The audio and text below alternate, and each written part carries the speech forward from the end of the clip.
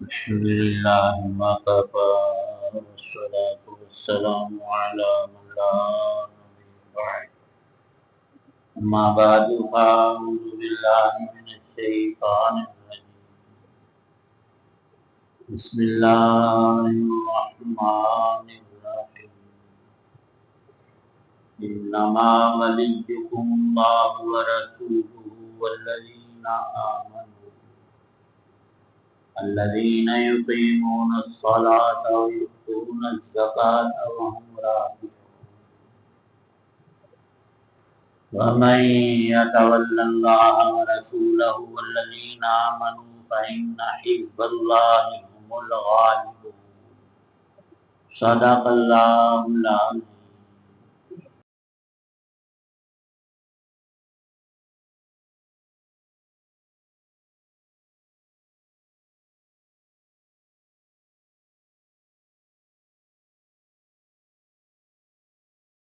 مسلمانوں، تمہارے یار و مددگار تو اللہ، اللہ کے رسول اور وہ ایمان والے ہیں جو اس طرح نماز قائم کرتے ہیں اور زکوٰۃ ادا کرتے ہیں کہ وہ دل سے اللہ کے آگے جھکے ہوئے ہوتے ہیں، اور جو لوگ اللہ اور اس کے رسول کو اور ایمان والوں کو دوست بنائیں تو وہ اللہ کی جماعت میں شامل ہو جاتے ہیں، اور اللہ کی جماعت ہی غلبہ پانے والی ہے۔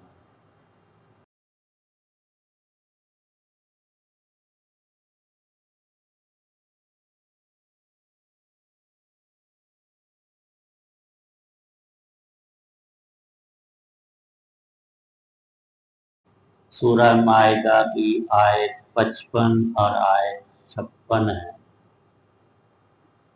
ان دو آیات سے پہلی آیات میں اللہ تعالی شانہ نے کفار کی موالات، دلی دوستی اور ان کی رفاقت سے ممانعت فرمائی تھی۔ ان کے کفر و شرک کے جراثیم تمہیں نہ لگ جائے۔ اب سوال یہ ہے کہ ہم مسلمان کس سے دوستی اور تعلق اور رفاقت قائم کریں؟ تو اللہ پاک نے ان دو آیات میں بتایا ہے کہ مسلمان بندے کا رفیق، دوست اور قلبی لگاؤ مومن کا سب سے پہلے تو اللہ کی پاک ذات ہے، پھر اللہ کے پاک رسول ہیں صلی اللہ علیہ وسلم، اور پھر تیسرے نمبر پر مومنین، کاملین، صادقین، متقین ہیں، نیکوکار مسلمان ہیں، اور ان سے بہتر رفاقت اور دوستی کسی اور کی نہیں، ہو بھی نہیں سکتی۔ اللہ سے بہتر ذات ہے کہ بہتری کو پیدا کرنے، خالق کائنات و کل جہان، مالک الملک والملکوت، سب سے بڑی ذات، اس سے ہمارا تعلق ہو گیا، اور وہ کروایا کہ اللہ کے رسول صلی اللہ علیہ وسلم۔ اس کا ذریعہ کیا ہوا؟ اللہ کی کتاب قرآن پاک۔ اب دنیا میں رہتے ہوئے معاشرے میں ہمارے ساتھ بسنے والوں میں جو کامل مومن، ادھورے نہیں، کچے پکے نہیں، یا اللہ پاک ان مسلمانوں کی نشانی کیا؟ فرمایا کہ فرائض کے پابند ہیں، مخلصین ہیں۔ سب سے پہلے نماز کا ذکر فرمایا۔ ان مسلمانوں کی نشانی پہلی، الذین یقیمون الصلاۃ، نمازی ہیں پکے۔ اگر اللہ نے مال دیا تو کبھی زکات میں کوتاہی نہیں کرتے. یؤتون الزکات وہم راکعون، اور ان کاموں میں وہ ریاکار نہیں، دنیا میں اپنی واہ واہ نہیں چاہتے، اللہ کے حکم کی پابندی کر کے رب سے انعام چاہتے، اجر اور ثواب کے امیدوار ہوتے ہیں. تو اب بندہ خود سوچ لے، ایک ہے ہماری اپنی سوچی ہوئی بات عقل کی، ایک ہے ہمارے رب کی بتائی ہوئی. اے ہمارے رب تعالی شانہ عما نوالہ جل جلالہ، آپ ہمارے خالق مالک مدبر رازق اور رزاق ہیں، آپ ہمیں بتائیں. ایک بیٹا اپنے پڑھے لکھے عقل مند باپ سے پوچھتا ہے کہ میرے لیے کیا مناسب ہے، میں کس سے دوستی لگاؤں. اور ایک ہے اس کی اپنی سوچ، دونوں میں بڑا فرق ہے. آپ ظاہر ہے بڑھیا سے بڑھیا بات بتائے گا، تو رب سے بڑھ کر کس کی بات ہوگی. اور ایک شاعر نے پنجابی میں بڑے ہی کمال کی بات کہی ہے، رفاقت اور موالات، جگری دوست اور قلبی پیارا ہمارا کون ہو. وہ پنجابی میں کہتا ہے، یاری سچے دلو رب نال جوڑ بندیا، تینوں ہر ویلے رہنی اوندے کرماں دی لوڑ بندیا. تو پھر ہم ادھر ادھر کیوں منہ مارے؟ جب اللہ کی ذات موجود، وہ ابدی اور ازلی، تو رفاقت سب سے پکا تعلق جس کو ہم یاری کہتے ہیں، یاری رب نال سچے دلوں جوڑ بندیا، تینوں رہنی اوندے کرماں دی ہر ویلے لوڑ بندیا. ایسی پیاری بات فرمائی. کچھ اللہ والے جب تہجد میں اٹھتے تو چند اشعار پڑھ کر اپنے آپ کو ہمت اور دلیری بیماری اور بڑھاپے میں بھی دے کر، ہم تو تندرست ہوتے ہیں بیٹھ کر نفل نماز پڑھتے ہیں، ہم سمجھتے ہیں کہ اس طرح ہی انہوں پڑھنا ہے. اللہ کے کھڑے ہو کر پڑھنے کا مکمل ثواب ہے، نفل نماز بیٹھ کر ہو جاتی ہے لیکن آدھا ثواب ملتا ہے. تو یہاں پر خطاب ایک تو یہ ہے کہ میں آپ کو کہہ رہا ہوں کہ آپ رب سے سچے دل سے دوستی اور لگاؤ رکھیں. ایک ہے کہ میں اپنے آپ کو خود کروں کہ یاری رب نال سچے دلوں جوڑ بندیا، بندے سے مراد میں خود بندہ ہوں اللہ.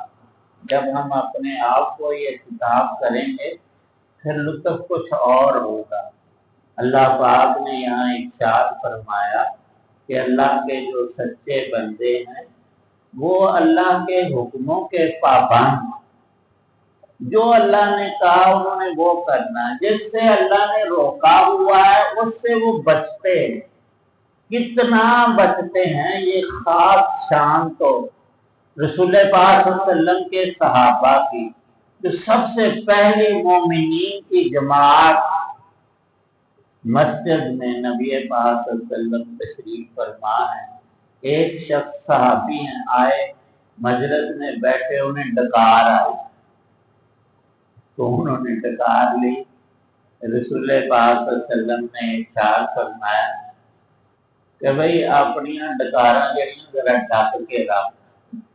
یہی ارشاد فرمایا اسے. فرماتے تھے 30 سال پہلے یہ بات مسجد نبوی میں رسول پاک صلی اللہ علیہ وسلم نے مجھے فرمائی تھی.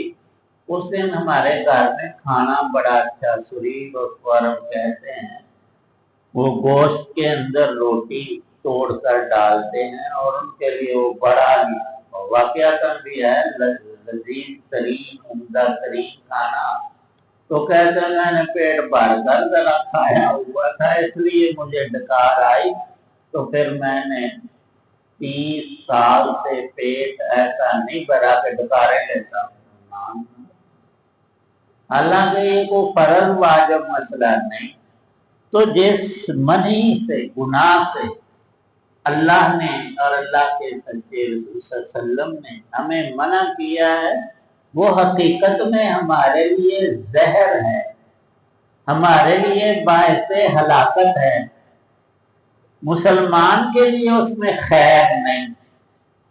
اور آج ہم سمجھتے نہیں جی سود تو بغیر کام چلتا، نو تجارت لے، سود کا 1 روپیہ فرمایا کہ کئی مرتبہ اپنی حقیقی ماں سے زنا سے بھی بدتر گناہ، 1 روپیہ، اور جہاں لاکھوں اور کروڑوں کے کاروبار، اور کرنے والا کیا کہتا ہے جی میں پکا مسلمان، اچھا پکا اور صحیح مسلمان اللہ نے بتایا ہے کہ کون ہوتا ہے، اور ایک سوال کا جواب بھی ارشاد فرمایا کہ کوئی بندہ عقل کے گھوڑے دوڑائے، کہ پھر اس زمانے میں جب قرآن کر رہا تھا مسلمان تو تھوڑے ہیں مدینے میں، اور عید کی چند لاکھ ہوگی زیادہ سے زیادہ، یا ہزاروں ہی تھے، تو دنیا تو ساری کافروں سے بھری ہوئی ہے۔ آج بھی ایسا مسلمانوں کے ممالک تو 50 ہیں، باقی 150 ملک دنیا کو وہ کافروں کے، اور وہ طاقت اصلے میں بھی زیادہ ہے۔ انسان کی عقل یہ کہتی ہے کہ جو زیادہ ہیں ان سے فائدہ زیادہ ملے گا، اللہ فرماتے نہیں جو سچے ہیں وہ تھوڑے ہوں زیادہ یہ نہیں دیکھیں، فائدہ وہاں سے ہے بندے تیرا ہوگا۔ اور قرآن نے فیصلہ کیا، اللہ پاک جن سے مددگار جس بندے کا اور جس جماعت کا پارٹی کی مدد پر راکو ہو اسے کوئی ہرا سکتا ہی، وہ جیتے ہوئے ہیں آج بھی اور کل آخرت میں بھی۔ کم من فئۃ قلیلہ، اللہ پاک نے وعدہ فرمایا میں اپنے رسولوں کی اور مومنین کی مدد کرتا ہوں، اور جس کی مدد رب کرے وہ ہمیشہ ہی غالب آتا ہے۔ رسول پاک صلی اللہ علیہ وسلم کو اللہ نے 10 سال میں وہ غلبہ دیا کہ دنیا کی تاریخ میں کہیں نہیں ملے گا۔ پورا عربستان زیر نگین ہی نہیں مسلمان ہو گیا، جزیرۃ العرب میں شرک کا خاتمہ فرمایا کہ اللہ نے میرے ذریعے سے بت پرستی کو، یہاں شرک کو مٹا کر رکھ دیا۔ تو یہ رب کی مدد ہے، یہ بڑی سطح پر چھوٹی سطح پر، یہاں تک فرمایا تمہارا جوتا ٹوٹ جائے تو رب سے مدد مانگ۔ کیا مانا کہ صرف وہاں بیٹھ کر دعا کر؟ نہیں، اے اللہ مجھے ضرورت ہے، سبب پیدا کر، تو اللہ پاک اس میں بھی آسانی کرے۔ جب چھوٹے سے چھوٹا اور بڑے سے بڑا کام ہمارا، اس میں ہمیں رب کی مدد کی ضرورت ہے، تو پھر اس سے تعلق بھی تو اتنا قوی ہونا چاہیے۔ اللہ پاک ہم سب کو نصیب فرمائے۔